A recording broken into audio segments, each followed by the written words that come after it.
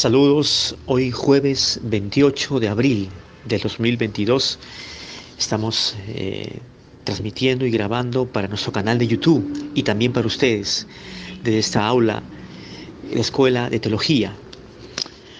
Vamos a dar respuesta a una pregunta que un hermano de Colombia, el hermano Oscar de Colombia, me dijo: Pastor Fran, profesor Fran, ¿está acaso condenado el rey Salomón?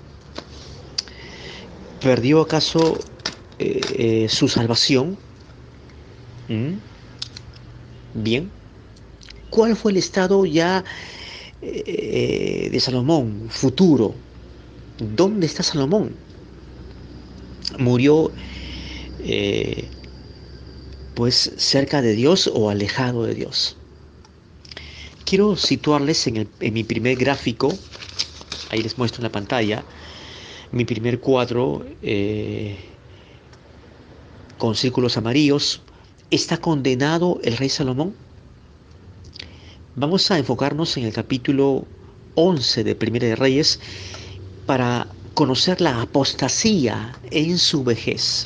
Bien, abra su Biblia en el capítulo Primera de Reyes, capítulo 11.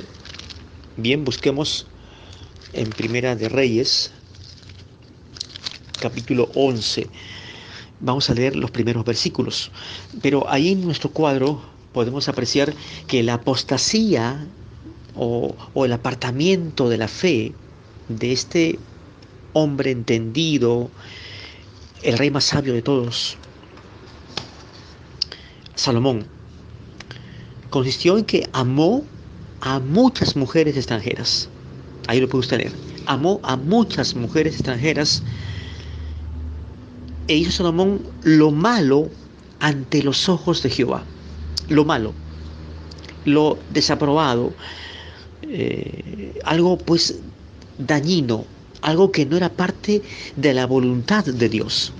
¿Correcto? Vamos a leer Primera de Reyes capítulo 11, primeros versículos. Pero el rey Salomón amó, además de la hija de Faraón, a muchas mujeres extranjeras que no eran israelitas, judías, a las de Moab, a las de Amón, a las de Edom, a las de Sidón y a las Eteas. Versículo 2. Vamos a pensar un momento en esto. ¿Acaso Salomón entonces era muy promiscuo, tenía una libido, digamos, muy fuerte, era un hombre de gran potencia sexual? ¿No? Porque se ha pensado, se ha estudiado, me imagino yo, a Salomón, su perfil, ¿no?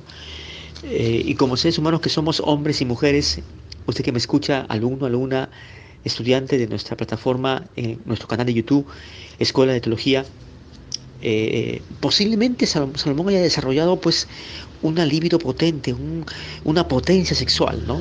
Descollante, sobresaliente, ¿no? A diferencia de los demás, para tener estas mujeres, ¿no?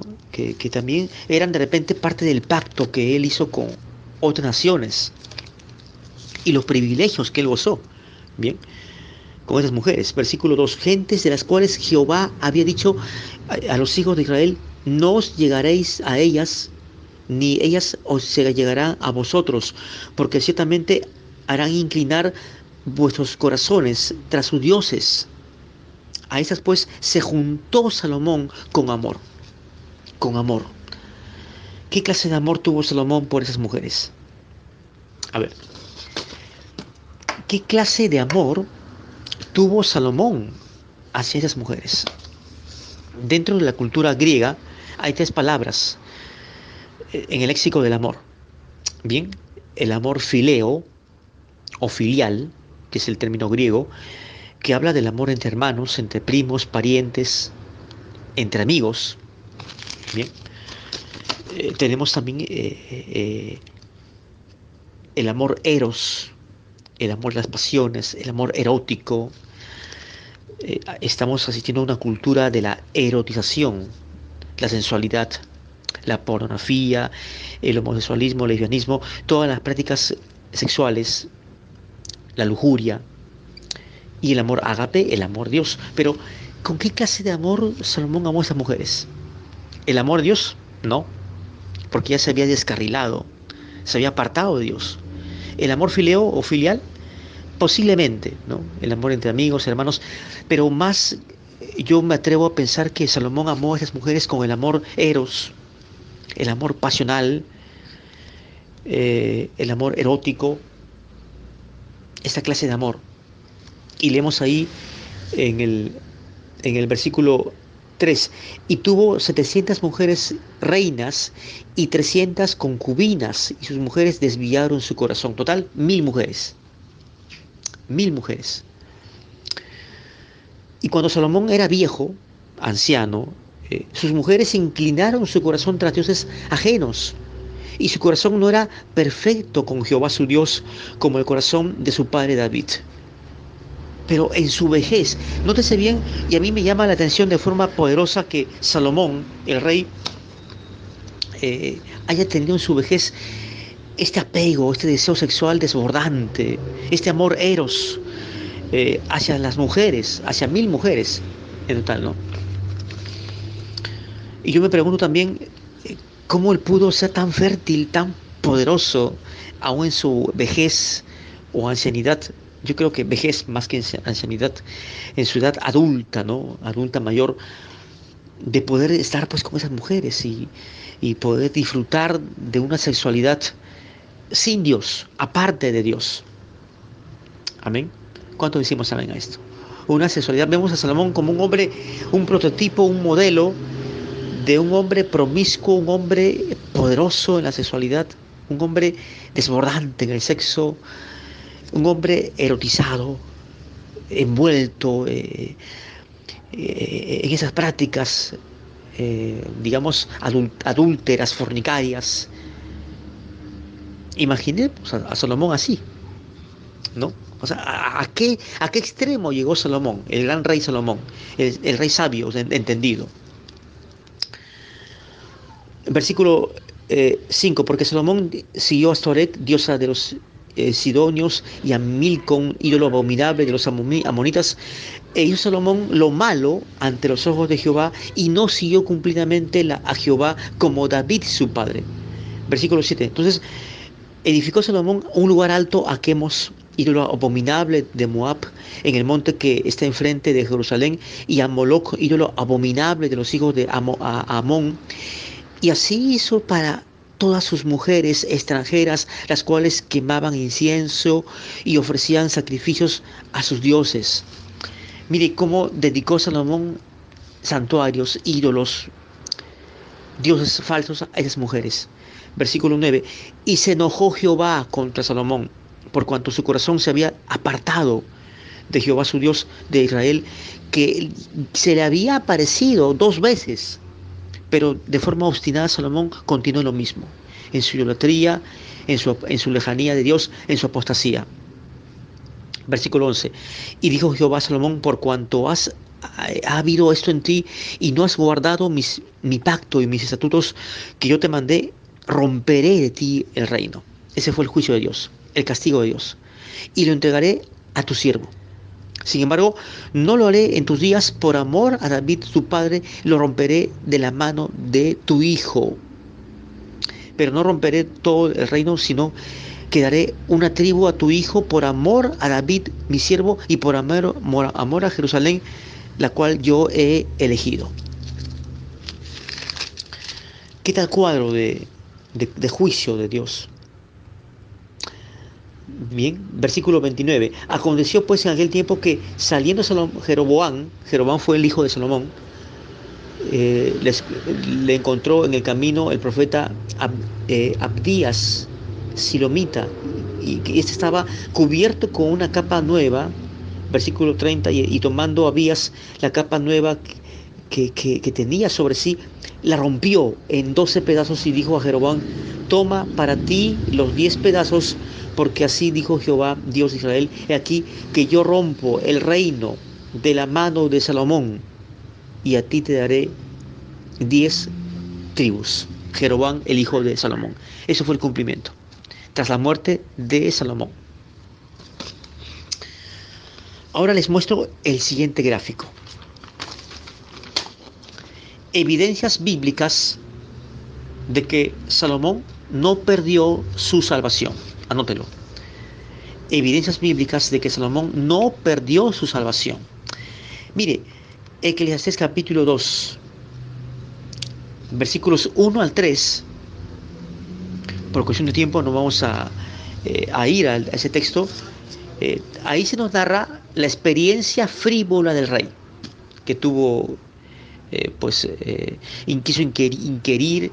Vamos a Eclesiastés, a ver un poquito, para poder dar un repaso, una lectura así ligera, y usted lo puede, por supuesto, repasar en su hogar, desde la comodidad de su casa. Eclesiastés capítulo 2.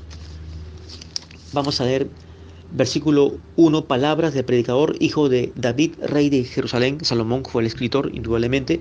Vanidad de vanidades, dijo el predicador, vanidad de vanidades, todo es vanidad.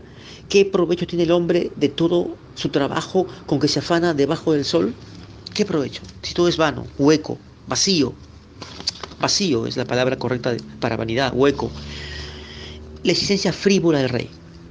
Él hizo un examen, un filosofar tratando de hallar respuestas a sus preguntas sobre esta vida.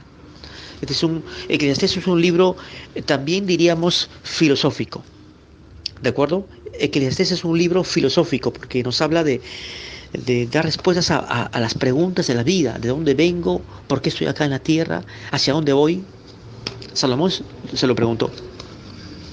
Lo segundo que encontramos en el capítulo 2 de Eclesiastés es el materialismo y la prosperidad del rey sabio.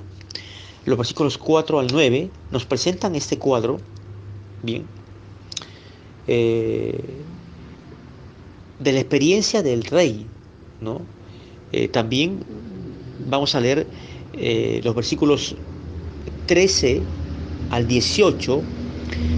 Vamos a leer, por ejemplo, en el versículo 14 del capítulo primero de Eclesiastés: miré todas las obras que se hacen debajo del sol, y aquí todo ello es vanidad, aflicción de espíritu, ¿no?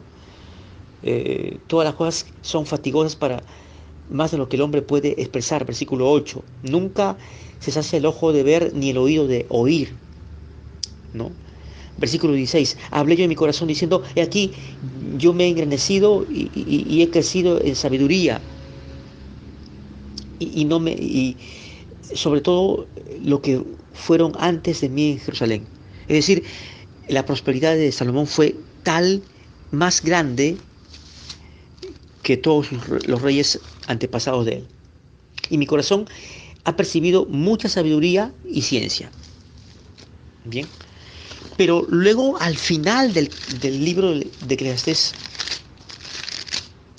en el capítulo 12, leemos en el versículo 13, después de todos los consejos, la experiencia, de todo el conocimiento y la sapiencia de Salomón, leemos en Eclesiastés 12:13 lo siguiente: el fin de todo el discurso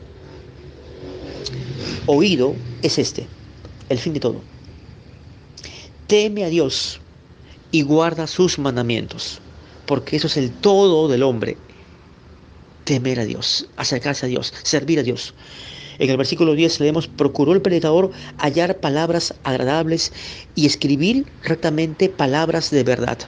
Salomón fue un hombre brillante, una mente brillante, escritor, poeta, amante de las mujeres. Pero la conclusión final del rey fue: teme a Dios y guarda sus mandamientos, porque eso es todo, eso es el todo del hombre. ¿Cuánto decimos amén? La otra evidencia fue que en 2 de Samuel capítulo 7, vamos a leer 2 de Samuel, una evidencia clara. 2 de Samuel capítulo 7, el pacto que Dios estableció con el rey David. Bien, el pacto con el rey David. Dentro de este pacto, Dios le dice a David lo siguiente en el versículo 14, versículo 13, vamos a leerlo: él edificará casa a mi nombre. Está hablando de Salomón, no de David, porque Salomón fue el que gestó y construyó el templo de Jerusalén, un templo monumental. Bien, él edificará casa a mi nombre, y yo afirmaré para siempre el trono de su reino. Yo le seré al Padre, y él me será mi hijo. El Padre está hablando, Dios a David, y Dios fue el Padre de Salomón. Yo seré a él Padre, un Padre espiritual, y él me será mi hijo. Y si él hiciere mal, lo cual hizo Salomón, claro que sí, yo le castigaré con vara de hombres. Fue castigado Jeroboam, el reino fue dividido con vara de hombres. Yo le castigaré y con azotes de hombres o de hijos de hombres. Salomón recibió el azote, la ruptura del reino. Versículo 12. Pero mi misericordia, quiero que usted subraye con su lapicero, con su bolígrafo, este versículo 13 de 2 de Samuel capítulo 7. Versículo 13. Perdón, 15. Versículo 15, porque hemos leído el versículo 14. Versículo 15. Subráyelo. Pero mi misericordia no la apartaré de él como la aparté de Saúl, al cual quité de delante de ti. ¿De quién está hablando? ¿De David? No. ¿De Jesús? Tampoco.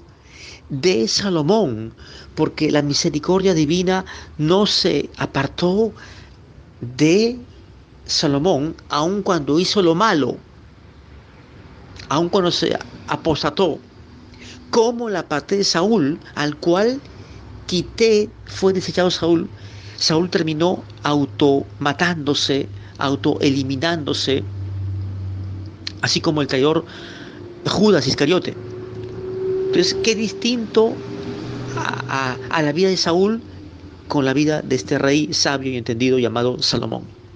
Mi misericordia no se apartará como se apartó de Saúl, a quien yo deseché y quité. Bien, en conclusión, ahora bien, hay un dato importante que también estamos ahí en el cuadro que les he mostrado. Ningún escritor bíblico, es decir, también incluyendo a Salomón, ningún escritor bíblico, si repasamos el canon bíblico, ninguno de quienes escribieron la Biblia perdió su salvación. Judas la perdió, o sea, Judas no fue salvo porque simplemente no escribió ningún libro, bien, ninguna literatura, pero él traicionó a Jesús. Caín, hijo del diablo, el primer homicida, tampoco escribió ningún libro. Los hombres que escribieron la Biblia, ninguno de ellos se perdió.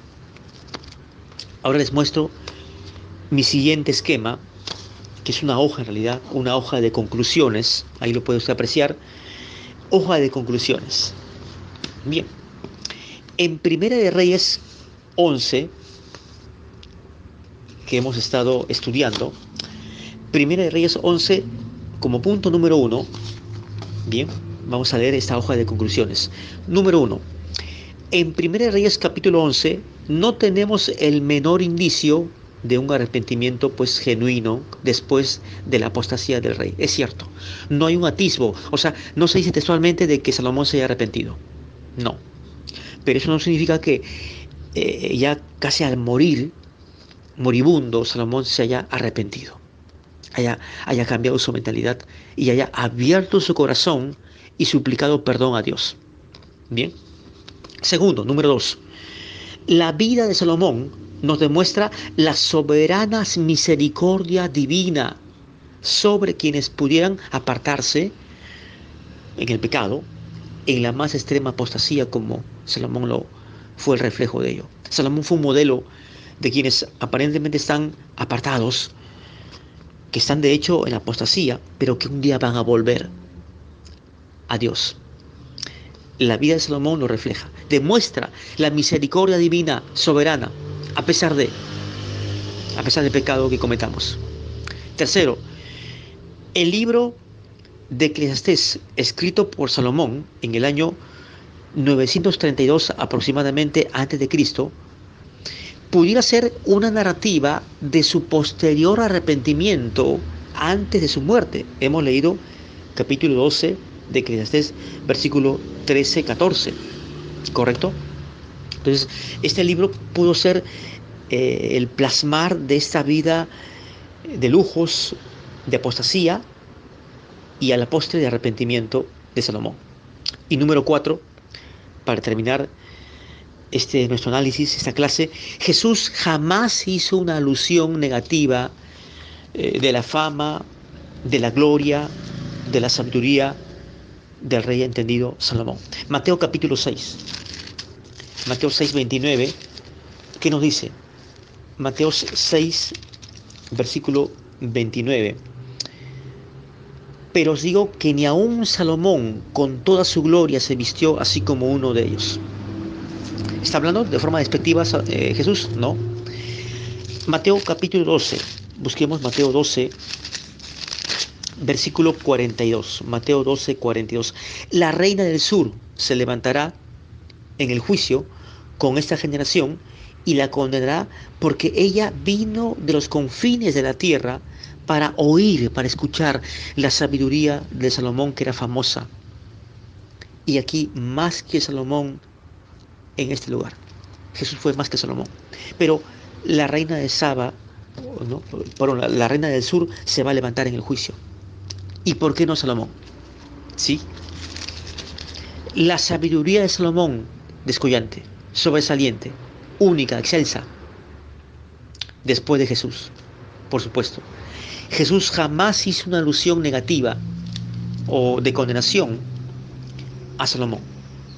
Oremos. Padre Santo, te agradecemos por este estudio, esta clase, esta exposición sobre Salomón el Rey y su destino. Padre, abre nuestra mente, nuestro intelecto, para poder aprender tu palabra.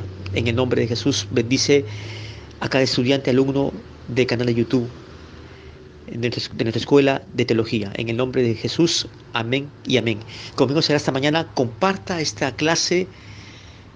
Suscríbase al canal de YouTube, suscríbase, estamos avanzando, ya somos más de 100 suscriptores en este ejército que estamos creciendo y expandiendo el reino de Dios, la enseñanza de la verdadera teología bíblica a las vidas. Dele un like a esta clase, a este vídeo. Hasta mañana.